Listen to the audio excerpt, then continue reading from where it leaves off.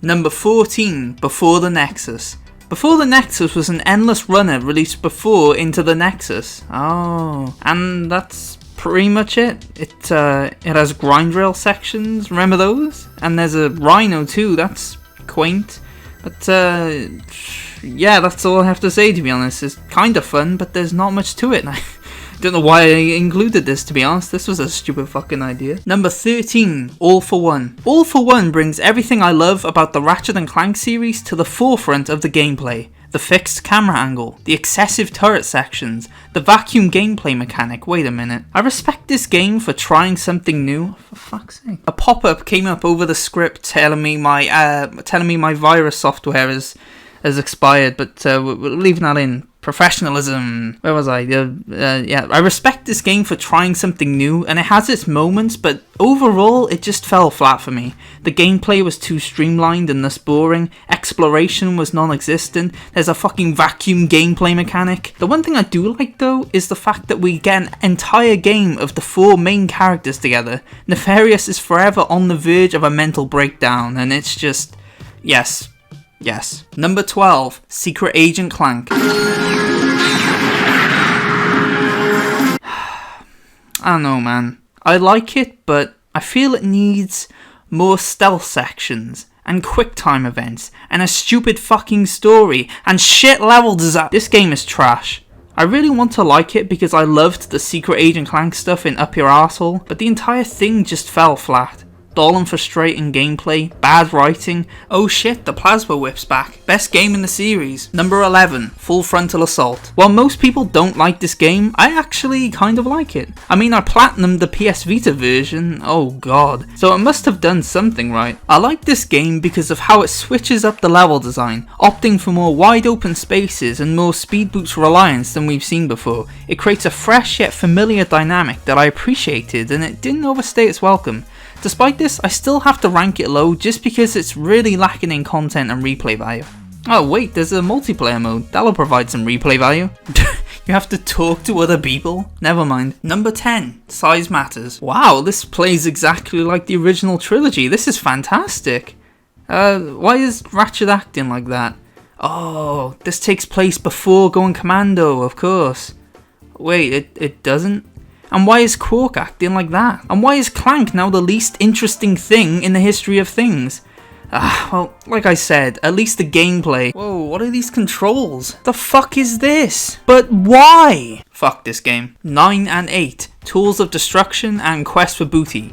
I've put these two together not because Quest for Booty is essentially a 1-hour DLC for Tools of Destruction, but because I need this section to explain that I like Quest for Booty more than Tools of Destruction. Whoa, now wait a minute. I hate when that happens. Oh shit, I forgot I had American viewers. Tools of Destruction never really clicked with me. The main reason is because it doesn't really have an identity, other than maybe Discount Pixar. The dialogue is more generic, there's these shitty Wii minigames, everyone is a Angela denier. Despite all this, I do still respect it due to its ambition, generally faithful next-genification, that's trademark, don't even try it, of the PS2 games' formula, and the fact that it set up this masterpiece.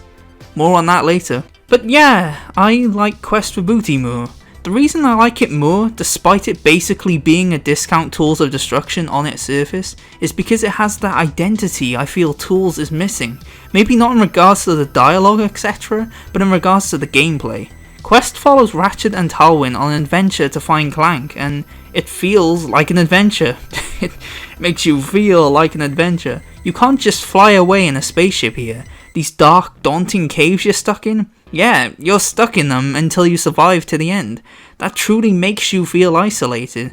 That truly makes you feel like you've embarked on a journey. Speaking of which, the environments in this game are quite different to what we've seen before.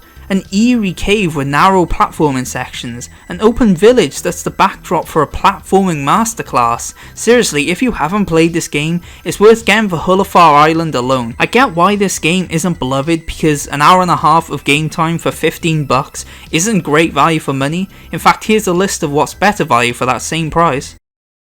But shit, it's a good hour and a half. It has lots of great ideas and, in the understatement of the century, it doesn't overstay its welcome.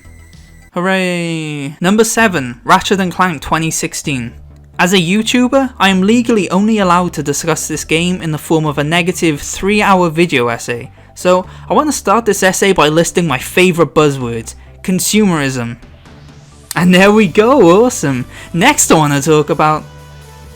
You know what? I can't do this. I really like this game. I mean, don't get me wrong, it has its flaws. Pretty sure I'm in the end game now. They've just kind of been back to back most of the game. Are they gonna interact?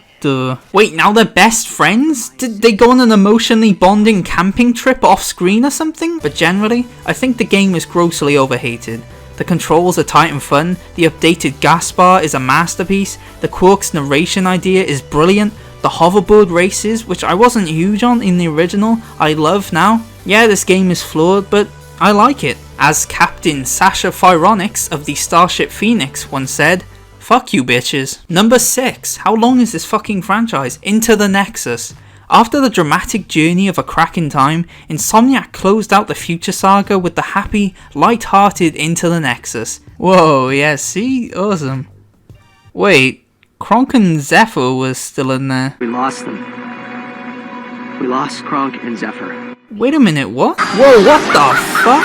Oh shit! Yeah, so Nexus is Ratchet & Clank's emo phase, and, well, I must have a deep-rooted emo fetish because I love this game. While it does suffer from the length issues Quest for Booty and I have, it makes good use of what's there. The story is emotional and nostalgic. Every new gameplay mechanic is executed perfectly and is used just the right amount.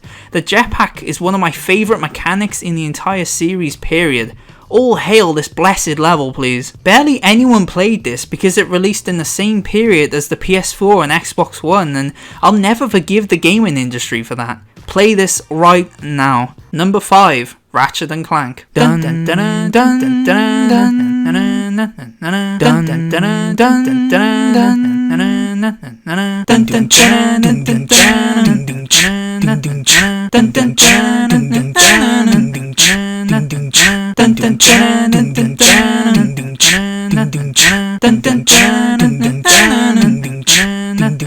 Ratchet & Clank is a classic. Each time you fly to a planet, the visuals have you enamored. So bright, unique, multifaceted. The gameplay too is also new. It never tells you what you have to do. Just pick a path and jump and blast until a bot you buy or grab. And let's chat about that cast. Each man you meet just makes you laugh. The penmanship is just so rad. It's rich how it rags the theme of cash that extends to the character development. Ratchet is wrapped and enveloped in an intergalactic plan of development. He goes from an ass to a drastically venomous. From the mechanic to the mechanics, the gameplay's simple but packed with action. The puzzle's varied and dynamic. The stealth is a damn piece of redacted. But I am quite partial to Clank sections, they're gnarly too. And I love the arsenal, creative, smart, not hard to use. Despite this, it's only my 5 pick, cause the controls have aged like and cause the sequels take what I like here and improve them wood to a 5 pick. The duo stopped what could have been tragic and in the process captured magic. Ratchet & Clank is a classic, oh, and the soundtrack's fantastic. Number 4, Deadlocked. If Nexus is Ratchet's emo phase, Deadlocked is Ratchet's goth phase. Yes, there's a difference. Deadlocked fucks your girlfriend, puts a cigarette in your neck and makes you feel good about it.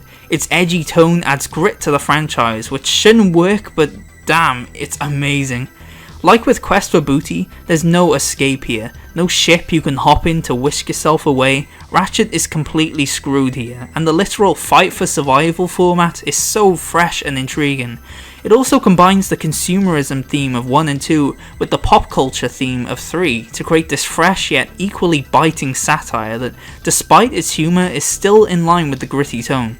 Moreover, the level design, like with Full Frontal mentioned earlier, is much more open than its predecessors, and that, combined with the fact that you now have these beautiful fuckers with you that you can command, and the fact that you can ride a spider mech thing because fuck you, why not?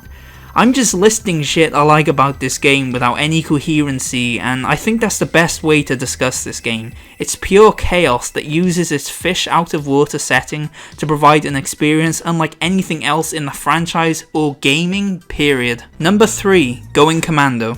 Going Commando is one of the most important games in the series. When you think of Ratchet & Clank's core gameplay, the first thing that comes to mind is Well, a few things come to mind for some people, but for me, the first thing that comes to mind is the strafing. So going Commando is so important because it's the game that introduced that. And as for everything else it does, well, it takes what works in one, gets rid of what didn't work in one, and mashes it all together to provide a perfect experience.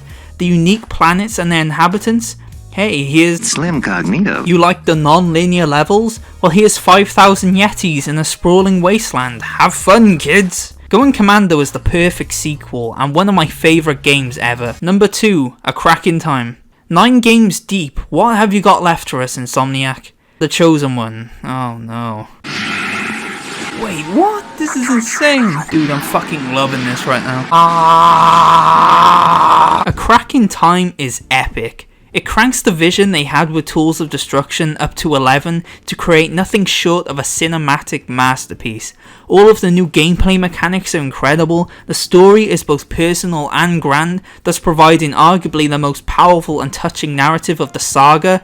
Ratchet fucking dies. A Crack in Time proves that the Pixar style can work in a video game format, and while I understand people preferring the more unique style of the originals, this game shows Insomniac can also take a more familiar formula, add their flair to it, and turn it into an all-time classic. Number 1. Up Your Arsenal.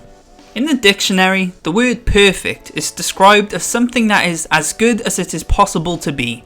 You know how I described Going Commando as the perfect sequel earlier? Well, Insomniac takes a massive shit on the dictionary by making another perfect sequel, one that somehow manages to expand the flawless formula even more. You like the unique and fun combat? Well, here's even more focus on that. You like the open-ended levels like Tabora and Yeti Clusterfuck Kingdom? Well, here's more of that plus an evolved version of that.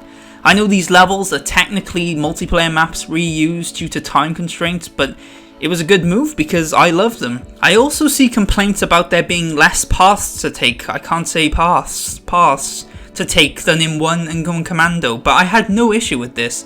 Up Your Arsenal has a perfect balance of the aforementioned open levels and more linear levels that Insomniac were able to more intricately craft every specific aspect of due to their fuck's sake. Whoa, wait a minute. My YouTuber senses are going wild. While consumerism is a more unique and interesting theme than Fuck Britney Spears, the execution of Fuck Britney Spears is brilliant, and it makes a potentially trashy topic very entertaining. The writing is incredibly sharp here, and it leads to what I believe is one of the funniest games of all time, a statement I believe even after playing games like South Park and Destroy All Humans.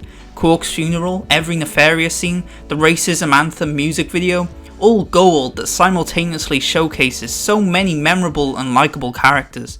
I could rave about this game and franchise forever, but in short, Up Your Arsenal is a masterclass in genre fusion.